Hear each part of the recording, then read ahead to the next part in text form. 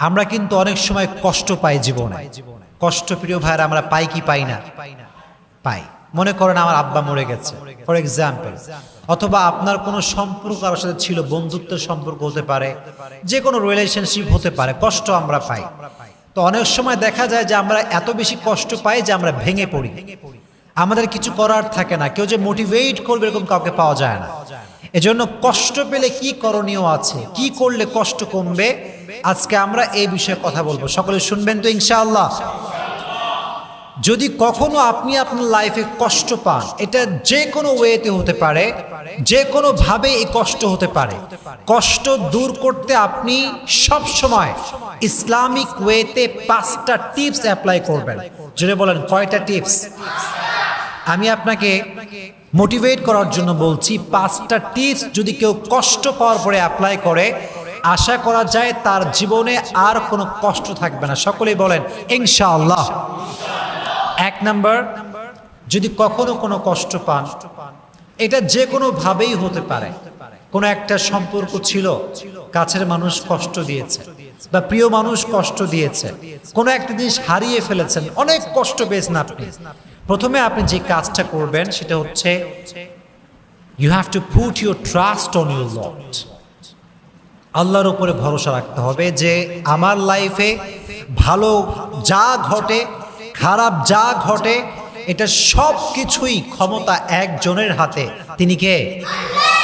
তো যখন কষ্ট পেয়েছেন, ভালো করে বলছেন, আমার দিকে তাকান, যখন কষ্ট পেয়েছেন আপনি বলবেন, আল্লাহ যা হয়েছে ভালোর জন্য হয়েছে, তুমি যা করেছো এটা ভালোর জন্যই করেছো, আমার তোমাকে নিয়ে কোনো অভিযোগ নাই, আমার জীবনে যা ঘটেছে আমি সেটার জন্যই পড়ছি আলহামদুলিল্লাহ। সকলে একবার পড়েন তো মন থেকে আলহামদুলিল্লাহ।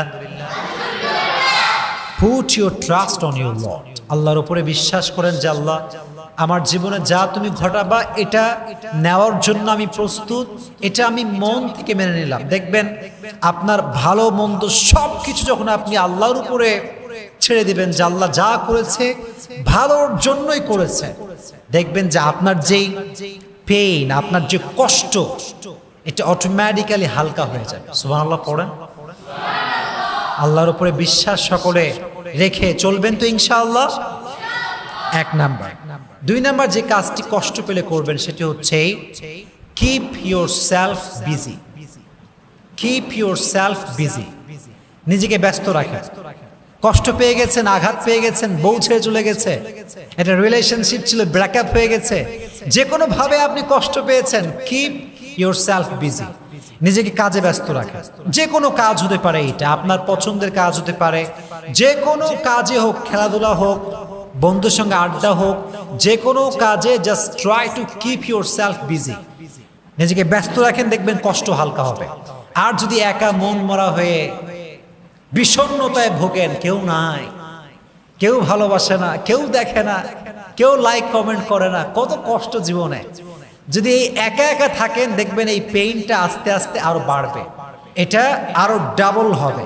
এজন্য try to keep your self busy, নিজেকে যে কোনো কাজে ব্যস্ত রাখবেন, পারা যাবে ইনশাআল্লাহ। 2 নাম্বার আমল, 2 নাম্বার টিপস।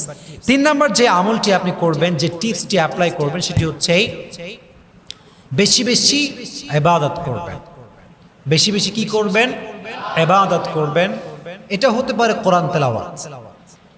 মনে করেন আপনি অনেক কষ্ট পাইছেন, আপনার বন্ধু বান্ধব, আব্বা আম্মা পাশে কেউ নাই, আপনি টোটালি ডিপ্রেসড এবং আপনি ছ্যাঁকা খাইয়া বেকা, অবস্থা খুবই খারাপ আপনার। এই সময় আপনি সবাইকে শেয়ার করবেন না বিষয়টা, কোরআনটা হাতে নেবেন, সুন্দর করে ওযু করে গোসল করে কোরআন তেলাওয়াত করবেন, কোরআনটা বুকের সঙ্গে একদম চেপে ধরে রাখবেন। দেখবেন আল্লাহর কসম করে বলতে পারি, কোরআন আপনাকে যে সুখটা দিবে, যে শান্তি দিবে, যে পিস অফ মাইন্ড দিবে, যে পিস অফ হার্ট দিবে, আল্লাহর কসম পৃথিবীর কোনো স্বার্থবাজ মানুষ আপনাকে সেই শান্তি দিতে পারবে না, অসম্ভব এটা।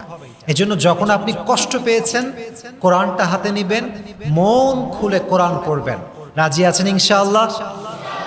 অথবা ঠিক ভোরবেলায় উঠে, তাহাজ্জুদের সময় উঠে জায়নামাজটা বিছিয়ে তাহাজ্জুদের জানামাজ দাঁড়ায় যাবেন, আল্লাহকে সব কষ্ট বলবেন, কান্নাকাটি করবেন, আল্লাহকে আপনার কষ্ট বলবেন।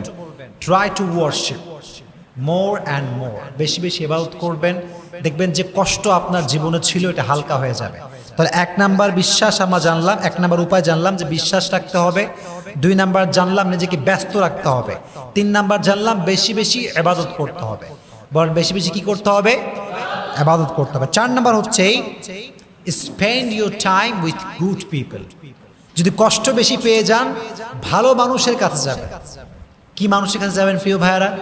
ভালো মানুষ, যাদের চরিত্র ভালো, আচার আচরণ ভালো। এটা বেশিরভাগ ক্ষেত্রে আলেম ওলামার মাঝে পাওয়া যায়। স্কলার যারা, তারা ভালো চরিত্রের হয়।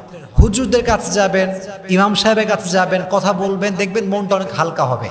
এই তো যখন কষ্ট পাবেন, তখন আপনার সময়টা আপনি খারাপ জায়গায় দিবেন না, গান শুনবেন না, মোবাইল ফোনে বাজে ভিডিও দেখবেন না, ভালো মানুষের কাছে গিয়ে সময়টা কাটাবেন। রাজি আছেন ইনশাআল্লাহ?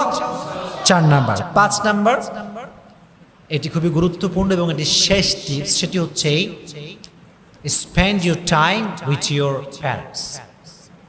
আব্বা আম্মার সঙ্গে সময় কাটাবেন। অনেকে দেখা যায় যে পৃথিবীর সবার সঙ্গে সে সময় কাটায়, কিন্তু আব্বা আম্মাকে একটা মুহূর্ত সময় দেয় না। এরকম লোক বাংলাদেশে আছে না নাই? অনেক আছে। মনে করে যে আমার বন্ধু আপন, অমুক আপন, তমুক আপন। বিশ্বাস করেন, বিপদে পড়লে আব্বা আম্মার চাইতে আপন পৃথিবীতে আর কাউকে পাওয়া যায় না। কথা বলেন ঠিক কিনা? আব্বা আম্মা সবচেয়ে বেশি আপন। এই জন্য কষ্ট পেলে আব্বা আম্মার সঙ্গে শেয়ার করবেন, আব্বা আম্মাকে বলবেন, আব্বা আম্মার সঙ্গে আপনার টাইমটা স্পেন্ড করবেন, দেখবেন আপনার কষ্ট হালকা হয়ে যাবে। তাহলে আমরা উপায় জানলাম 5টা। জোরে বলেন কয়টা? 5টা। আচ্ছা, আমরা রিপিট করি। এদিকে সবাই, এদিকে রিপিট করি। আমাকে একজন মুখস্থ শোনাবেন, পারবেন তো ইনশাআল্লাহ?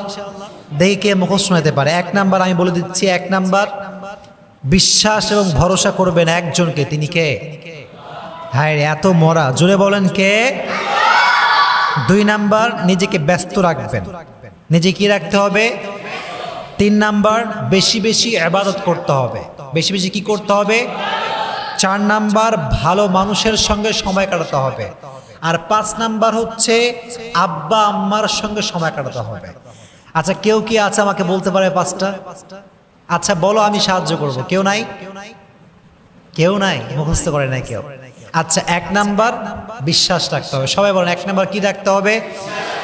2 নাম্বার নিজেকে, মাশাআল্লাহ। 3 নাম্বার বেশি বেশি, বাচ্চাদের ব্রেইন বেশি, তোমাদের ব্রেইন নেই, তোমরা মগা। 3 নাম্বার বেশি বেশি কি করতে হবে? ইবাদত করতে হবে। মজা করলাম। 4 নাম্বার হচ্ছে ভালো মানুষের সঙ্গে, এই তো মাশাআল্লাহ। 5 নাম্বার বাবা মায়ের সঙ্গে সময় কাটাতে হবে। দেখছেন, এই বাচ্চাদের নলেজ বেশি, মাশাআল্লাহ। তো আল্লাহ যেন আমাদের সবাইকে এই কাজগুলো মানা এবং বোঝার এবং আমল করার তৌফিক দান করে। আমরা সকলেই পড়ি আমিন।